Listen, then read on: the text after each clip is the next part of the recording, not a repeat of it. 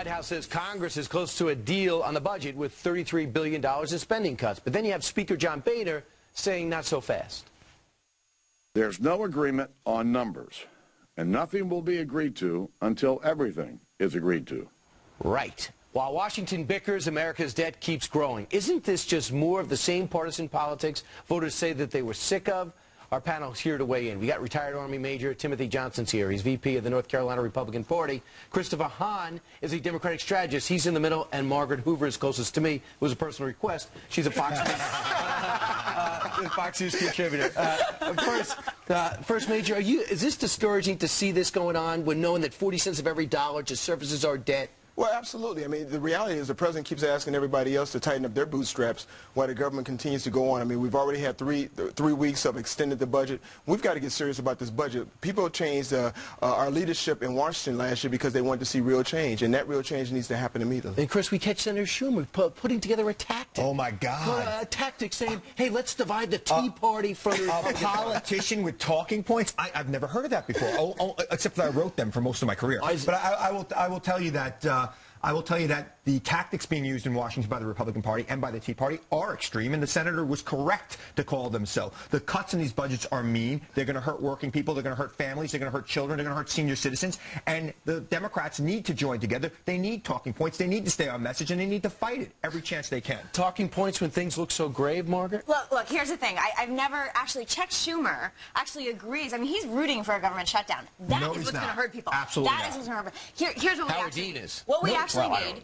is to stop bickering over whether it's $10 billion or $20 billion or $30 billion or $40 billion. We need Republicans we have a real opportunity on April 5th to mark up the first budget, which will create a very clear and defined new modernized Republican fiscal agenda, which will stand in clear contrast here's the thing. with the Obama administration. Let's get the Major to weigh in. Well, I agree completely. I mean, I think you said it awesome that at the end of the day, we've got to make sure that those changes that need to happen in order to get our budget under control takes place. We can't keep having this extended stand. Well, like I'm one-third of this panel. The Republicans control one-third of the Congress that has to make this deal right now. And let me tell you something. They need to compromise. And the problem Boehner has right now is Boehner doesn't have a caucus that wants to compromise. The Democrats have met them halfway, which I quite frankly think is too far. I think that $33 billion in cuts are going to hurt people right now. The economy is struggling, but Republicans want the economy to continue to struggle because all they care about is getting rid of President Obama. That's all they care about. They don't care about returning America to its greatness, to bringing people back to work. They care about politics. All right, so, okay. Republicans are running on America not being great, and the Democrats want it to be great. Republicans want Obama out, and if the economy recovers, that won't happen. I can't tell you works for Schumer. All right, I'll tell you what,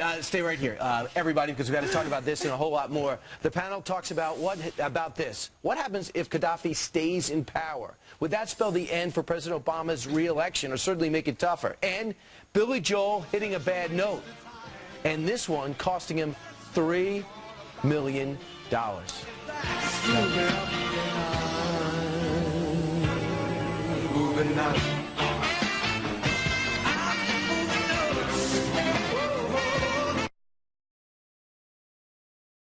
Long Island there, please. I haven't reintroduced you yet, panel. Hey, the White House insists that Gaddafi has to go. But what if he doesn't? Does the President Obama get hurt? After all, he took responsibility for the operation in Monday's speech. Now, when it comes to 2012, we're back with our panel. Major Timothy Johnson. First off, the president says he put the troops together. He put the coalition together. This was his humanitarian mission. Therefore, it's his report card, right? Absolutely. And, you know, it's funny that he said we're going to turn it over to NATO, but the NATO forces are being led by the U.S. Naval Admiral. So it's still the U.S. heavily involved in this whole process. And the president has been very indecisive. He should have come out and spoke 9 days earlier. He should have made sure that he had Congress supporting his decisions. He should have made sure the American people supported his decision. And none of that took place. And talking about putting boots on the ground is not an option as far as I'm concerned. And Margaret, I'll say, weighing in, too, there's a poll that came out of Quinnipiac that says 50% of the country does not think before this operation, 50% does not think he deserves to be reelected. Well, that's a great poll if you're a Republican, especially if you're ready to see President Obama retired from his position. Look, President Obama was sort of dragged into this by the Allied powers. He has taken ownership of it. You break it, you buy it. There's a lot of tension within the administration. There is Gates came out yesterday, and quietly behind the scenes, my understanding is he has been very, very uncomfortable with this. This is why he drew a line in the sand. Absolutely no boots on the ground. We are totally stretched way too thin. You know, Republican talking points read like Goldilocks without Baby Bear when it comes to Libya. it's never going to be just right for the president. Whatever he does, whether he builds a coalition, whether he goes strong or alone, whatever he does, Republicans are going to find something to complain about. This is your pacifist president who didn't vote on Iraq, who doesn't want to go to starting a third war on Libya. I think what he's doing right now is he's pushing, and eventually Gaddafi will fall. But you're right. If Gaddafi doesn't fall, if he stays in power, it's something the president's going to have to explain in 2012. And whether voters make that decision of whether that's important or not to him being reelected remains to be seen. But I think that it will be something he'll have to talk about. On the campaign. It'll be out there, and also, I guess the best hope, Major, is that you get the defections. The defections can do it because the rebels can't. They were called by the Secretary of Defense a bad pickup basketball team. Well, you know, the reality, the rebel forces are not disciplined enough in order to do this by themselves. So again, we find ourselves in a catch-22. If a Gaddafi stays, after all this money that we spent on it, we lose. At the end of the day, we go in as a decisive force to go in there and beat our enemies, not to have them stay in power after we put so much money into a country. At this point, there is too much on the table. We've got to make sure that Gaddafi is gone. I think we're all concerned about the rebels, too, taking his place when he gets there. We don't know who they are yet.